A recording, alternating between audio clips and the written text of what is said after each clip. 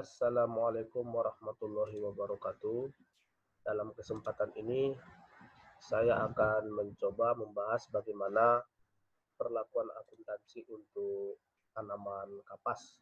Di mana kita ketahui bahwasanya kapas ini merupakan aset biologis ataupun agrikultur karena dia bisa menghasilkan produk agrikultur tidak lebih dari setahun. Atau dalam contoh soal ini disebutkan adalah 5 bulan. Nah, di sini kita bisa melihat bagaimana tumbuh dan berkembangnya suatu tanaman kapas, mulai dari dia pembelian bibit, kemudian ada dibuat semacam media semai, terus nanti bibitnya ini akan ditanamkan ke dalam media semai sebelum nanti dia ditanam di tanah yang sebenarnya dia berada gitu atau di tempat habitatnya. Oke, di sini akan kita lihat satu persatu pencatatannya, biaya-biaya apa saja yang terlibat di dalamnya, terus nanti bagaimana pelaporan di laporan keuangan, khususnya di laporan laba rugi dan laporan posisi keuangan. Nah, yang pertama kita lihat dulu pada saat pembelian yang namanya bibit. Nah, untuk pencatatan akuntansi, mengenai aset biologis ini kita kenal dua metode. Yang pertama adalah metode kapitalisasi, kemudian yang kedua adalah metode biaya. Nah, untuk yang metode kapitalisasi berarti segala sesuatu yang berhubungan dengan aset biologis ini harus kita capitalize atau kita tambahkan ke dalam harga perolehan dari tanamannya. Sementara kalau kita menggunakan metode biaya, pada saat pengeluaran biaya atau uang yang kita keluarkan itu sehubungan dengan terkait dengan ini untuk tanaman kapasnya itu kita jadikan semuanya sebagai biaya. Nah, yang pertama kita lihat dulu pada saat pembelian bibit seperti yang ada di Excel ini. Di sini sudah saya bagi. Yang kiri adalah metode kapitalisasi, sementara yang kanan adalah menggunakan metode biaya.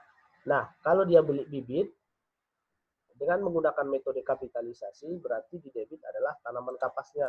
Di sini saya buat biological asset, cotton plant, immature. Immature di sini berarti dia belum menghasilkan atau dia belum dewasa. Nah, anggap aja di sini pembeliannya secara tunai ataupun cash.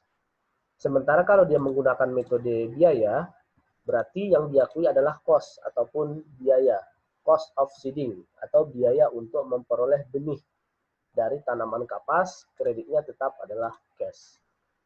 Oke, berikutnya adalah bagian penyemaian. Penyemaian ini adalah semacam media untuk menyuburkan tanaman kapasnya sebelum dia ditempatkan ke tempat atau habitatnya yang sebenarnya nantinya gitu. Agar proses tumbuh dan berkembangnya itu lebih bagus sehingga hasil yang diperolehnya pun lebih maksimal. Nah, di sini pada saat penyemaian ada dia membutuhkan yang namanya campuran dari tanah dan pasir sehingga memakan biaya sebesar 25 juta. Nah, di sini tetap aja kita mendebit yang namanya biological asset, cotton plant, immature, credit cash sebesar 25 juta. Sementara kalau dia menggunakan model biaya, dia akan diakui sebagai cost atau cost of seeding di debit, kreditnya adalah cash. Terus ada lagi transaksi yang namanya pembelian tangki semprot.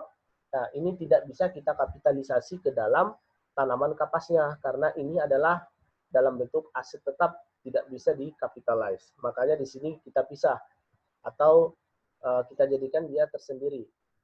Namanya adalah equipment, spray tank atau peralatan dengan tangki semprot.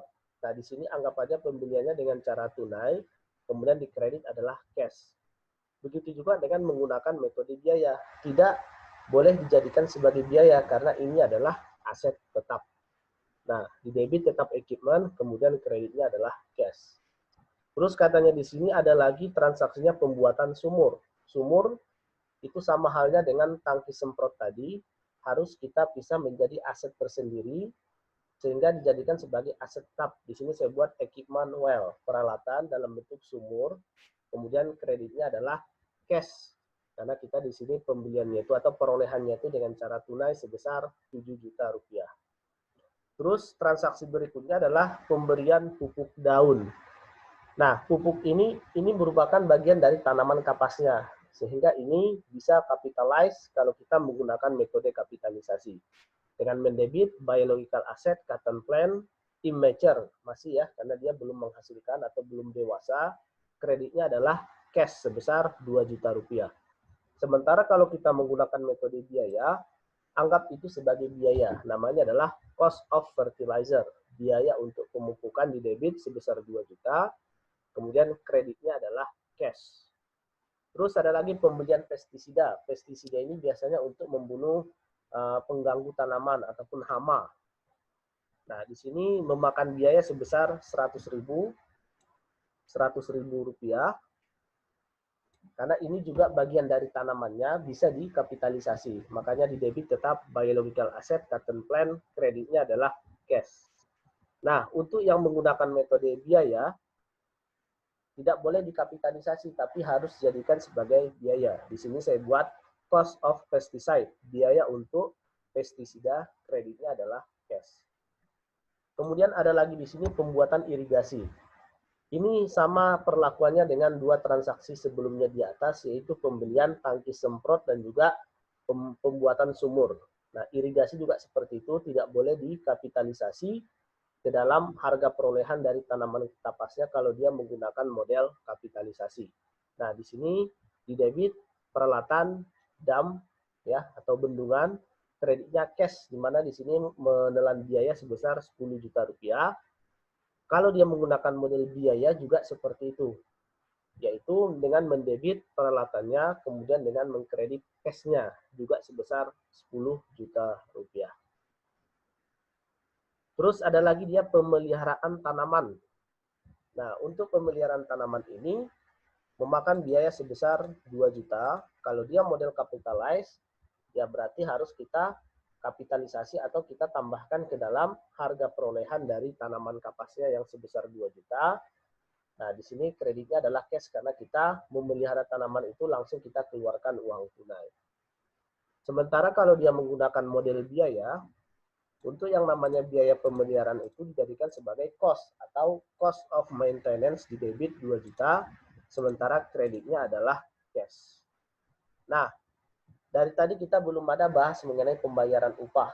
Nah, upah ini biasanya adalah upah yang dibayarkan secara langsung kepada para pekerja, mulai dari tahap proses pembibitan sampai dia menghasilkan yang namanya produk kapas tadi. Nah, di sini ada beberapa biaya, mulai dari biaya upah persemaian 2 juta, biaya upah penyiraman bibit semai 2 juta, biaya upah penyemprotan pestisida 500.000, biaya upah memindahkan bibit ke tanah 1,5 juta, kemudian biaya upah pemeliharaan 1,5 juta, dan biaya upah panen 10 juta.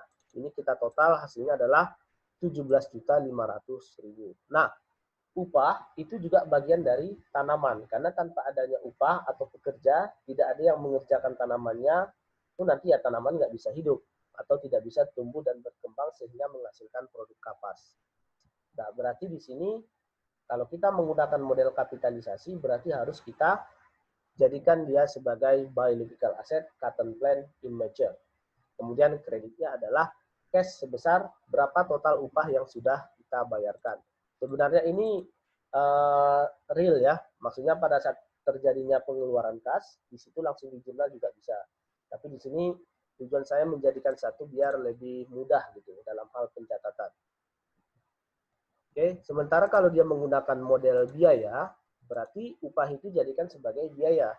Namanya adalah cost of salaries atau biaya upah di debit sebesar totalnya 17.500.000, sementara kreditnya adalah cash. Terus setelah 5 bulan, nah ini katanya dihasilkan produk kapas sebanyak 5 ton, di mana harga adalah 200.000 rupiah per kilo ya. Jadi nanti di sini ada yang namanya biaya untuk komisi broker atau perantara, dan juga ada yang namanya biaya transportasi. Nah, di sini perlu kita ketahui dulu bahwasanya produk kapas yang dihasilkan itu harus dinilai sebesar NRV ya. Nah, sama seperti pelajaran persediaan yang sudah pernah kita kerjakan sebelumnya, diskusikan sebelumnya. NRV berarti nilai realisasi bersih. Atau kalau kita buat formulanya adalah harga jual dikurangi dengan biaya untuk menjual. Nah, di sini harga jual berarti Rp200.000, kemudian dikalikan dengan 5 ton, kemudian dikalikan dengan 1.000. Karena 1.000 itu adalah 1 ton, 1.000 kilo adalah 1 ton. Nah, di sini bisa kita lihat di selnya ini, nampak dia rumusnya 5 kali 1.000 kali 200.000 itu adalah nilai dari produk kapas yang dihasilkan, harga jualnya. Sementara ada yang namanya ini, biaya untuk menjual. Nah, biaya untuk menjual itu katanya di sini tidak boleh termasuk ke dalam biaya transportasi. Ya, jadi biaya transportasi itu harus kita tambahkan ke dalam nilai wajar. Nah, di sini biaya transportasinya adalah 2,5 juta. Nah, sementara biaya untuk menjualnya itu, yaitu komisi broker adalah sebesar 500.000. Nah, itu yang harus kita kurangkan. Jadi produk kapas yang kita hasilkan ditambah dengan biaya transportasi, kemudian dikurangi dengan biaya broker sebagai biaya untuk menjual.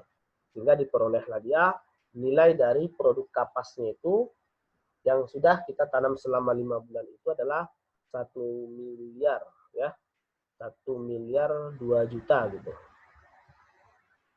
Nah, untuk ini karena dia masih melekat di pohonnya, berarti di debit masih biological asset sebelum kita panen. Untuk metode kapitalisasi, kemudian untuk menggunakan metode biaya, ini jurnalnya sama, karena dia udah lepas dari tanaman.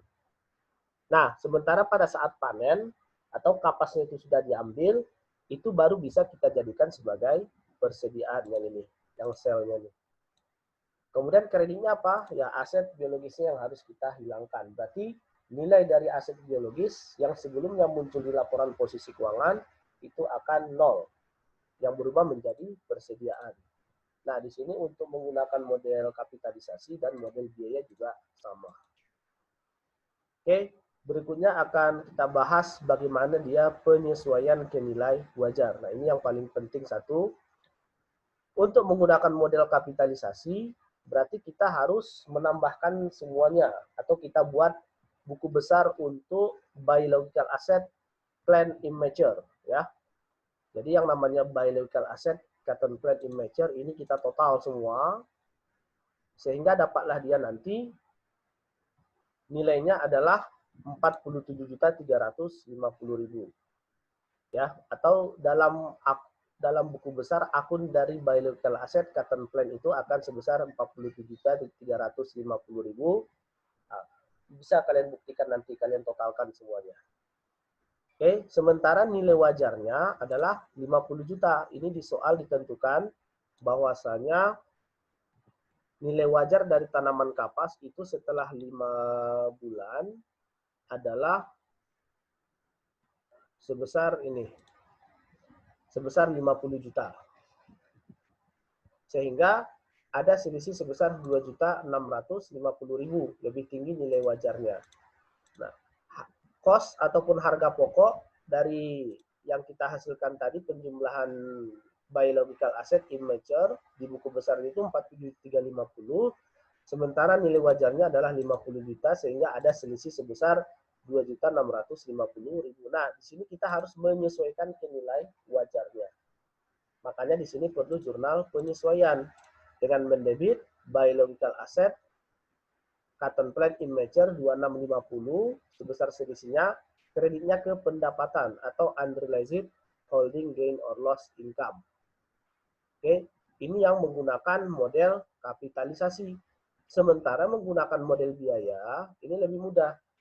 Di mana sebelumnya kita tidak mengakui yang namanya biological asset. Nah, ini saya searching lagi ke atas, tidak ada yang namanya biological asset immature cotton plant. Yang ada hanya upah-upah gitu aja, dan juga ada aset tetap. Aset tetap itu dia terpisah ya. Nah, sehingga di sini jurnalnya lebih gampang. Langsung aja kita debit biological asset cotton plant immature sebesar nilai wajarnya. Karena nilai wajar inilah yang ada sekarang. Kemudian kreditnya adalah unrealized holding gain or loss income. Kalau sekilas kita lihat nggak balance ya. Maksudnya lebih besar pendapatan yang diakui di model biaya ketimbang pendapatan yang diakui di model kapitalisasi. Tapi nanti akan kita buktikan di laporan laba rugi bahwasanya nilainya adalah sama. Oke. Karena sudah 5 bulan, tanaman kapas itu berarti sudah dewasa, sehingga harus kita reklas ya, atau kita ubah klasifikasinya. Yang sebelumnya diakui sebagai tanaman belum menghasilkan, sekarang menjadi tanaman menghasilkan atau mature. Nah, berarti di debit biological asset cotton plant mature-nya sebesar 50 juta karena nilai dari tanaman kapasnya itu sekarang sudah berubah 50 juta setelah kita buat adjustment. Terus kreditnya adalah biological asset cotton plant immature. Nah, ini yang muncul di buku besar. Berarti nanti di laporan posisi keuangan yang immature-nya itu akan hilang atau berubah menjadi 0. Sementara untuk yang menggunakan model biaya juga sama jurnal untuk reklasifikasinya dengan mendebit yang mature-nya, kemudian kredit adalah yang immature. Terakhir akan kita lihat bagaimana penyajian di laporan keuangan. Yang pertama lihat dulu di laporan posisi keuangan ya. Yang penting adalah nilai dari cotton plan-nya. Yang immature udah hilang karena sudah kita kreditkan, yang muncul adalah yang mature di neraca, yaitu sebesar 50 juta, sementara yang menggunakan model biaya juga sebesar 50 juta, karena sebelumnya kita tidak mencatat yang namanya immature, langsung ke mature sebesar 50 juta. Terus yang kedua, bagaimana penyajian di laporan laba rugi. Nah, di sini bisa kita lihat unrealized holding gain or loss income-nya berapa. Nah, kita telusuri dari jurnal yang ada di atas, mulai dari ini ya, pada saat panen, yaitu 1 miliar 2 juta, kemudian ditambahkan dengan 2.650.000, sehingga dapat 1 miliar 4.650.000. Cost, kalau kita telusuri mulai dari atas, dia tidak ada mengenal cost, karena dia menggunakan model kapitalisasi. Oke, sehingga total keuntungan di sini adalah 1 miliar 4.650.000. Untuk yang menggunakan model biaya, kita lihat yang menjadi pendapatannya berapa atau unrealized holding gain or loss income mulai dari atas. Yaitu pada saat panen 1 miliar 2 juta, kemudian pada saat kita buat jurnal penyesuaian ya. Jurnal penyesuaian dikredit 50 juta, sehingga totalnya di sini adalah 1 miliar 52 juta. Dan cost, berarti semua cost dari atas harus kita jumlahkan semuanya. Nah, sehingga dapatlah dia adalah 47 juta 350.000. Ini sudah saya buat total biaya di atasnya, sehingga diperoleh gain ataupun laba juga adalah sebesar 1 miliar 4.650.000. Sama ya, antara menggunakan model kapitalisasi yang sebelah kiri dengan menggunakan model biaya yang sebelah kanan. Oke, mungkin itu saja penjelasan saya mengenai perlakuan akuntansi untuk aset biologis. Dalam hal ini adalah tanaman kapas, mulai dari pembibitan sampai dia menghasilkan produk, pencatatannya seperti apa, dan penyajian di laporan keuangan gimana. Kalau ada pertanyaan, mungkin nanti bisa ditanyakan melalui forum dari Google Class. Saya sudahi. Assalamualaikum warahmatullahi wabarakatuh.